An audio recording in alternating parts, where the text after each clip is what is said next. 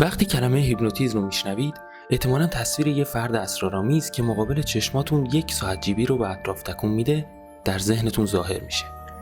همه ما حس کنجکاوی شدیدی نسبت به هیپنوتیزم داریم و بسیاری از ما از ته دلمون میخوایم که اون رو امتحان کنیم یا مطلبی دربارش بخونیم.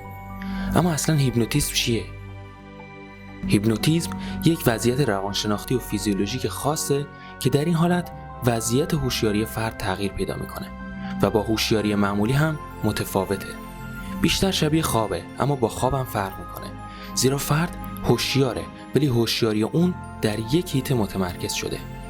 ویژگی عمده این وضعیت هم کاهش پاسخدهی فرد به محرک‌های بیرونی و افزایش تلقین پذیری اونه.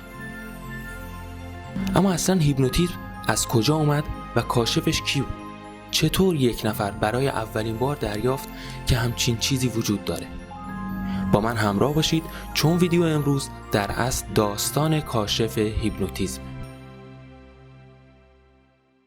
بیایید برگردیم به حدود 200 سال پیش، زمانی که یک پزشک آلمانی علاقمند به نجوم که آنتون فرانس مسمر نام داشت در حال برگشت به خونه بود که در راه به یکی از دوستانش که کشیش دانشمندی بود برخورد کرد.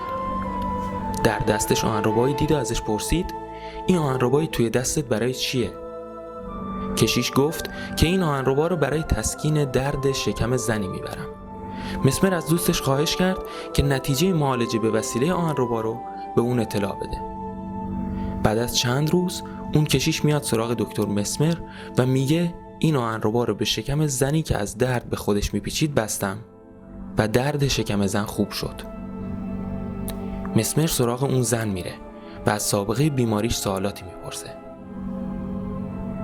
زن رو معاینه میکنه و از اینکه میبینه اون زن به وسیله بستن آهنربا شکمش معالجه شده تعجب میکنه. این روش توجه مسمر رو جلب میکنه و تصمیم میگیره از اون به بعد برای بیرون کشیدن درد از بدن بیمارهاش از آهنربا استفاده کنه. مسمر این آهنرباها رو به دست و پا و شکم و پهلو و بسیاری از جاهای دیگه بیمارها که درد میکرد میبست و درد بیمارها ساکت میشد.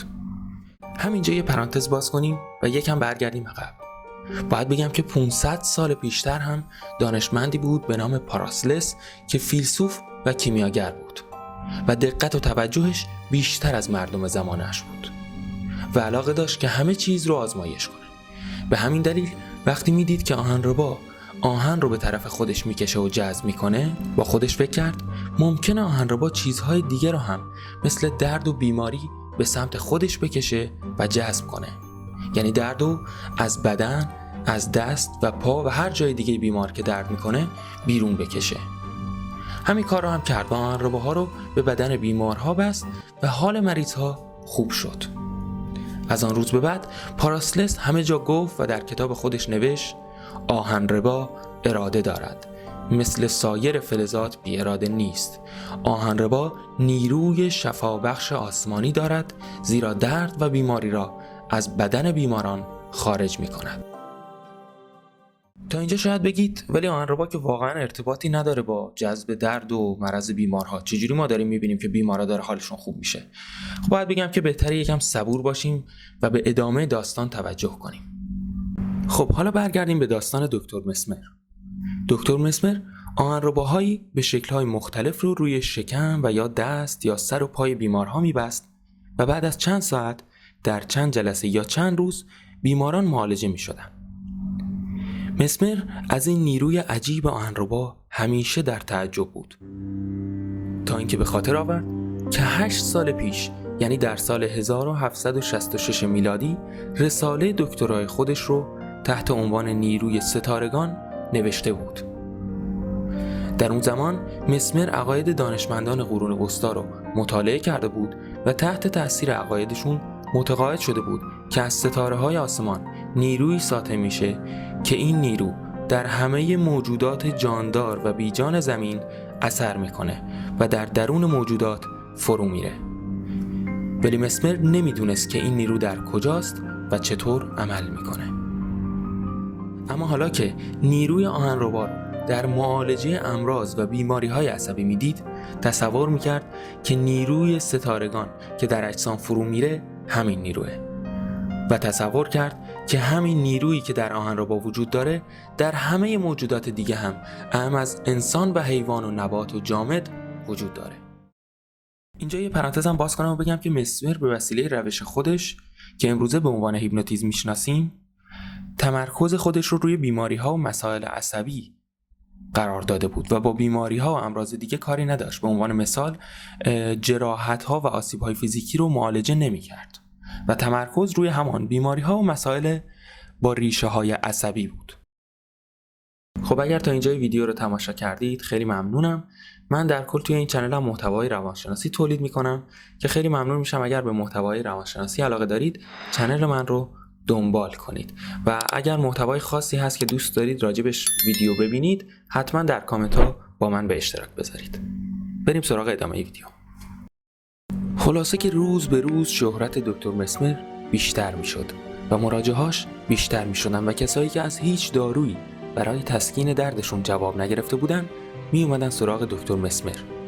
البته که همونطور که گفتم مسمر با بیماران عصبی که ریشه درد و ناراحتی اونها عصبی بود کار میکرد.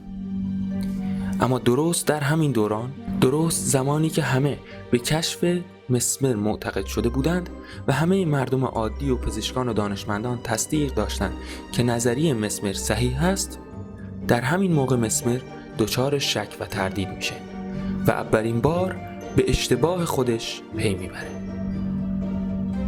مسمر بالاخره میفهمه که اون چیزی که باعث شفای بیمارها میشه آهنربا نیست، بلکه دستهای مسمر هم نیروی معالجه کننده دارن. همینجا ممکنه بگید یعنی چی که دست نیروی معالجه کننده داره؟ که خب درست هم میگید چون موضوع اصلی باز همین نیست. اما باید بگم که اشتفن سوایک، نویسنده معروف اتریشی، نویسنده کتاب کاشف مانیتیزم، مینویسه توی کتابش که در واقع مسمر در آن موقع نائل به کشف بزرگی شده بود و اگر یک قدم دیگر هم جلو میرفت موضوع حل میشد. ولی مسمر هر قدر باهوش بود باز نمیتوانست به اندازه یک قرن به جلو برود و نظریات قرن 20 را بیان نماید. این پزشک با احتیاط همواره گام به گام جلو میرفت و تا وقتی که راه جدیدی پیدا نمیکرد از راه قدیم خیش صرف نظر نمینمود. از همین رو چون بدون تردید و تزلزل یک مرتبه از آهنربا صرف نظر کرد و این جسم را دور انداخت، ثابت کرد که موهوم پرست نیست و به معتقدات قرون وسطی پایبند نمی باشد. و از این به بعد دکتر مسمر وارد مرحله‌ای شد که علمای امروز هم تصدیق می کنند که او کشف بزرگی کرده است. اما مسمر تغییر وضع جدید رو چطور بیان می کرد؟ مسمر میتونست به دو شکل اظهار عقیده کنه. اول اینکه بگه آهنربا بیمارها رو معالجه نمیکنه و این دستها و اراده خودشه که معالجه میکنه. دوم میتونست بگه که نیروی مرموز به جهان حکومت میکنه که این نیرو یا از سایر ستارگان ساطع میشه یا از جای دیگه ای میاد و در همه اجسام نفوذ میکنه و تا جایی که من فهمیدم در آهنربا و در انسان هم بیشتر جمع میشه و در انسان به صورت خفته وجود داره و با تمرین و ممارست تقویت میشه. بنابراین مسمر کلمه دیگه ای درست کرد به اسم مغناطیس حیوانی و منظور مسمر این بود که در جسم موجودات زنده نظیر انسان و حیوان نیروی شبیه امواج آهنربا وجود داره و مسمر این نیرو رو مغناطیس حیوانی نام گذاشت و بعدها دانشمندان دیگه معتقد شدن که این نیرو یعنی مغناطیس حیوانی در دستها و به خصوص نوک مژه ها و در آهنگ صدا جمع و متمرکزه که هر وقت شخص اراده کند، یعنی فکر کند که از نوک انگشتان یا نگاه یا صدایش نیروی خارج شود و در طرف مقابل اثر کند، این نیرو به کار می افتد.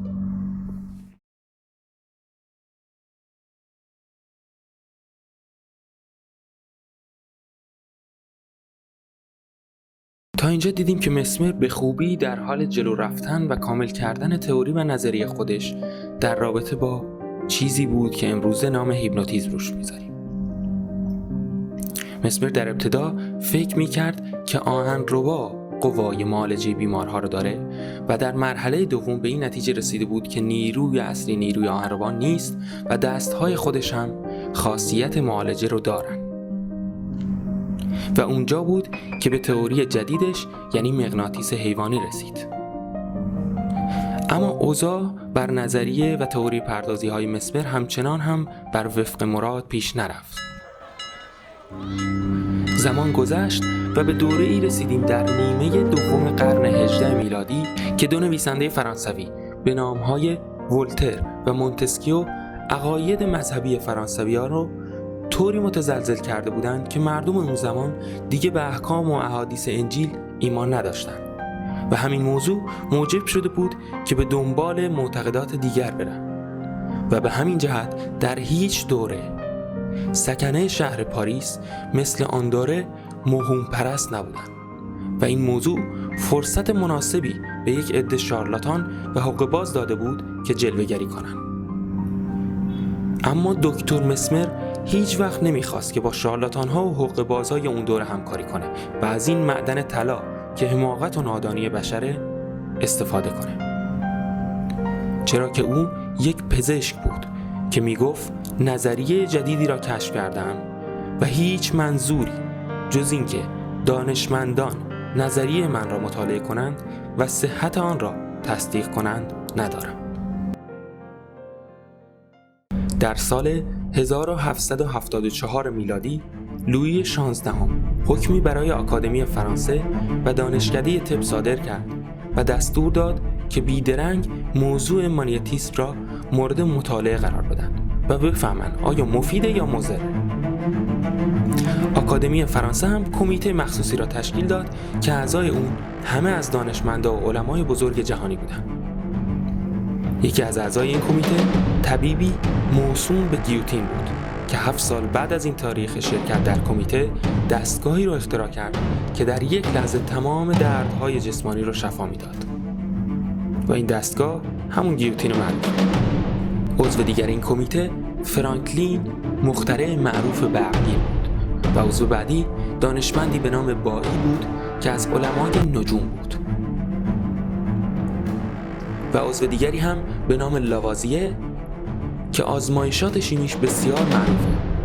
لاوازیه هم مثل رفیقش بایی در زمان انقلاب فرانسه به وسیله همون دستگاهی که همکارشون گیوتین اختراع کرده بود جان سپردند. در نهایت اما کمیته به این سوال که آیا مانیتیسم یا همون چیزی که امروزه به عنوان هیپنوتیزم میشناسیم وجود دارد یا نه جواب رد و منفی داد و منکر وجود مانیتیسم شد، چون میگفت که در مقابل اثبات وجود مانیتیسم این سوالات مطرح میشن. سوال اول، آیا قوه مرموز مانیتیسم رو میشه وزن کرد؟ سوال دوم، آیا میشه اونو اندازه گرفت؟ سوال سوم، آیا ممکنه اونو لمس کرد و چشید؟ و سوال چهارم، آیا میشه به وسیله میکروسکوپ معاینش کرد؟ و جواب تمام این سوالات قاعدتاً منفی بود. بنابراین مجمع علمی گفت اگر مانیتیسم وجود داشته باشد نمیتوان آن را به وسیله حواس ظاهری احساس کرد و گفتند چون در این عمل انسان هیچ چیزی نمیبینه و هیچ چیزی رو لمس نمیکنه، در این صورت غیر از تصور و خیال چیزی وجود نداره و مانیتیسم مسمر جز فکر و خیال بیمار و مراجع چیزی نیست. و به این طریق جامعه دانشمندان فرانسه رسما حکم محکومیت مانیتیسم رو صادر کردند. اشتفن سوایک می نویسه که این طبیب اتریشی سخاوتمند و راستگو در جستجوی اسلوب درمان جدیدی بود که مبتلایان به بیماری عصبی را به سرعت معالجه کند. ولی یک مشت طرفدار جاهل و مریدان خیال پرور در اطراف این طرز معالجه داد و فریاد راه انداختند و مبالغه کردند و نظر به این که کاشف مانیتیسم همانا مسمر بود، هر عیب و افتضاحی که بر اثر کارهای جاهل پیدا میشد آن را به مسمر نسبت میدادند و او اخلاقاً مسئول شناخته میشد. از آن پس نه تنها مخالفین مسمر بلکه مریدان او هم با او دشمن شدند، زیرا معتقد بودند که مسمر باید حقوق بازی‌های آنها را تایید نماید، در صورتی که حاضر نبود این کار را بکند. مسمر در نهایت و در سال 1815 میلادی در سن 81 سالگی به علت خونریزی مغزی درگذشت و جنازه او را مثل یک ناشناس در قبرستان عمومی به خاک سپردند و مردی که شهرتش جهانگیر بود و تازه در قرن 20 به عظمت اکتشاف او پی میبریم، مثل یک فرد گمنام به آرامگاه ابدی سپرده شد.